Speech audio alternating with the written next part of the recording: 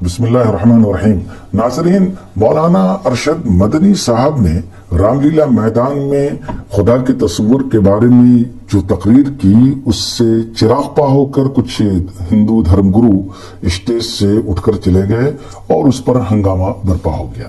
مولانا ارشد مدنی صاحب نے کوئی ایسی بات نہیں کہی ہے جو بالکل نہیں ہو، بلکہ جو باتیں انہوں نے کہی ہیں وہ ان کی کتابوں میں لکھا ہوا ہے.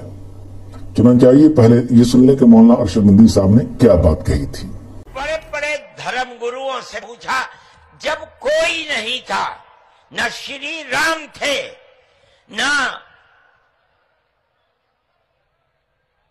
برہما تھے، نہ شیو تھے، جب کوئی نہیں تھا تو سوال پیدا ہوتا ہے کہ منو پوجتے کس کو تھے؟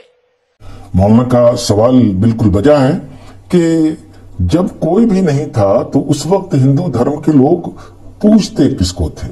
اس کا جواب تو ہندو دھرم میں جو پرانی مذہبی کتابیں ہیں، جو ان کی مقدس کتابیں ہیں، وہی جواب دے سکتی ہیں.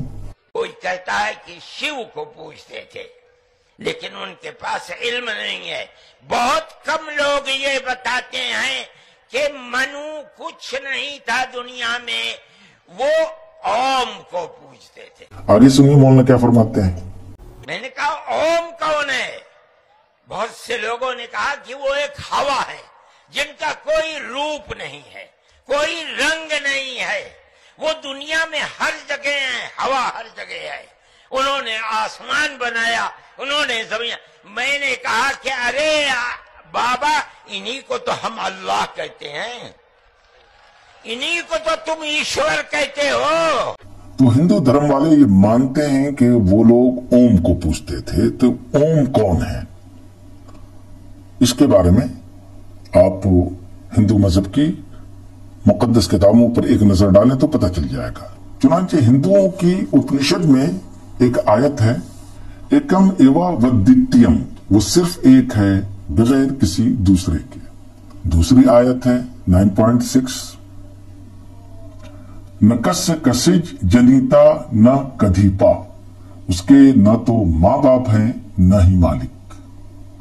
تیسری اپنشد کی ایک آیت ہے، نتسیہ پرتیما آستی، اپنشد 4.19، اس کی کوئی تصویر نہیں ہے، کوئی مثال نہیں ہے، یعنی وہ بے مثال ہے. اپنشد کی ایک اور آیت ہے 4.20، جس کا ترجمہ ہے، اس کی شکل دیکھنے کو نہیں ہے، کوئی بھی اسے آنکھوں سے نہیں دیکھتا ہے.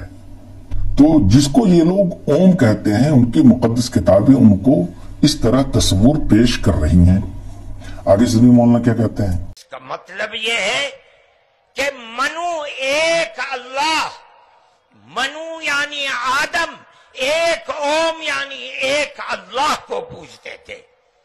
مولانا نے کہا کہ ہم انہی کو تو اللہ کہتے ہیں، تو جن کو ہم لوگ اللہ پکارتے ہیں وہی سیم تصور ان کی پرانی کتابوں کے اندر موجود ہے. جیسے ہم لوگ کہتے ہیں کہ اللہ کی کوئی تصویر نہیں ہے. چنانچہ یجروید کے 32.3 کے اندر لکھا ہوا ہے، نہ تسیہ پرتیما آستی، اس کی کوئی تصویر نہیں ہے، کوئی مثال نہیں ہے. رگ وید میں لکھا ہوا ہے 1.164.46، بابا یعنی علم والے پنڈت بہت سے ناموں سے ایک خدا کو پکارتے ہیں. یہ رگ وید کی آیت ہے. رگ وید میں ایک تسبیح ہے 8.1.1، جس کے اندر لکھا ہوا ہے، جو لوگ ہندی جانتے ہیں، سنسکرت جانتے ہیں، وہ پڑھ سکتے ہیں. اس کا ترجمہ ہے، اے دوستو، خدائے واحد کے سوا کسی کی عبادت نہ کرو، صرف اس کی حمد کرو.